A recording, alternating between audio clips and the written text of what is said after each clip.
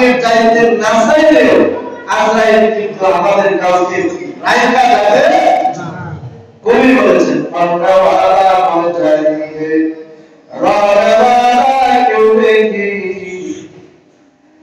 রওয়ালা বহুত হোগা জানেওয়ালা কেউ নেই।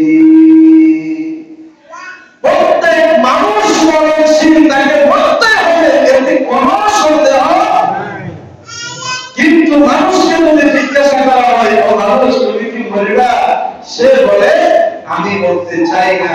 কিন্তু আল্লাহ তাআলার কারিশমা হইল তুমি মরতে না চাইলেও তোমাকে মরতে হবে। ইযা আজালু লা ইস্তাখিরুনা সাআতাও ওয়ালা ইস্তাকদিমুন। মরণ থেকে যতই পালাও, পালানোর জায়গা পৃথিবীতে কোথাও এক জায়গা আছে যেখানে মরণ তোমাকে ছুবে না, সেটা হলো পরকাল। সেটা হলো কি? জান্নাত। জান্নাত আল্লাহ তাআলা ঘোষণা দিলেন খালিদিনা ফিহা আবাদা।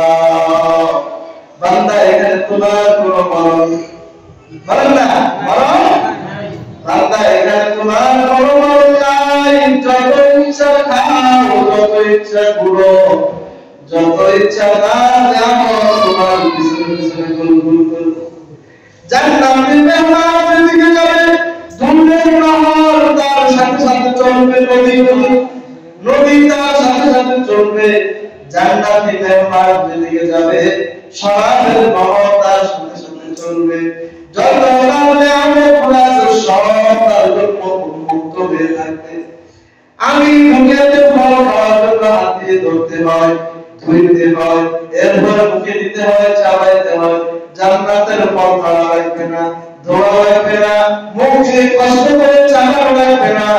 যখন আমার মন চাইবে আমি এই ফলটা খাবো, সাথে সাথে ফলটা অটোমেটিক আমার মুখে আসবে। অটো বলেন না সুবহানাল্লাহ। কষ্ট করে জান্নাতের মেহমান চাবাইতে হবে না, অটোমেটিক এই ফলটা জান্নাতের মেহমানের মুখের মধ্যে মিলে যাবে, বলে যাবে সুবহানাল্লাহ। খাইবে পেট ভর্তি হয়ে গেছে, টয়লেট কষ্ট করে টয়লেটে যাওয়া লাগবে না, একটা ঢেকুর আসবে, ঢেকুরের সাথে পুরো পেট আমার খালি হয়ে যাবে। সুবহানাল্লাহ। কোথায় বলে? জান্নাতে। সেখানে কি নাই? সেখানে কি নাই? মরণ নাই। সেখানে কি নাই? মরণ নাই। মরণ নাই। সেখানে মরণ নাই। সেখানে আমি যত ইচ্ছা খাবো, যত ইচ্ছা ঘুরবো, যত ইচ্ছা পড়বো, যত ইচ্ছা করতে আমার ভোগ করবো, কোনো বাধা নাই, নিয়ম নাই, নীতি নাই, সব আমার জন্য সাথে। আরেকটা জায়গা আছে, সেখানেও মরণ নাই, সেখানেও কি নাই? তার নাম কি? জাহান্নাম খালিদিনা ফিহা আবাদা। ও আমার বান্দা, তুমি যদি জাহান্নামী হয়ে যাও, আর তুমি যখন জাহান্নামে যাইবা, তখন বলবা লাগো দুনিয়াতে সামান্য কষ্ট সব করে আমাদের রোগটা দিয়েছে।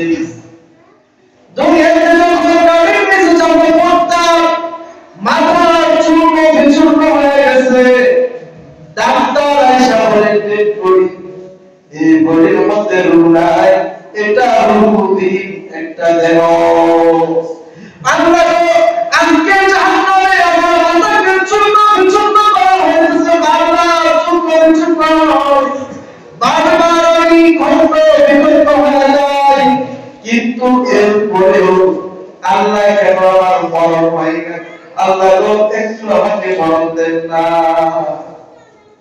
জাহান্নামে আল্লাহ দুনিয়াতে একটা সামনে আঘাত করতো, সামনের বিষয়ে আমরা ভালো চাইতাম।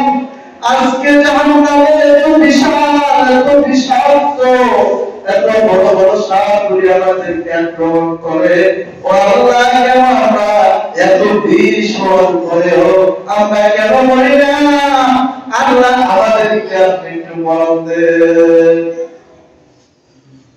আল্লাহ বলেন সুন্না লা ইয়ামুতু ফিহা ওয়া লা ইয়াহইয়া।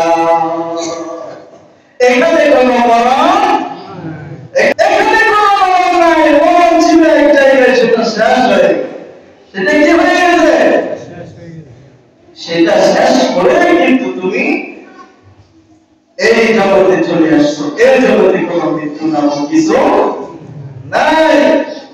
আল্লাহ তাআলা আমাদেরকে বুঝার তৌফিক দান করেন, বলেন আমিন। দুনিয়ার বাহাদুরি কতদিন, দুনিয়ার চর্চাতুরি কতদিন, দুনিয়ার সংসার কতদিন, দুনিয়া দুনিয়া আর কতদিন, বলেন। এই দুনিয়া তো আমাকে থাকতে দিবে না, এই দুনিয়া তো আমাকে রাখবে না।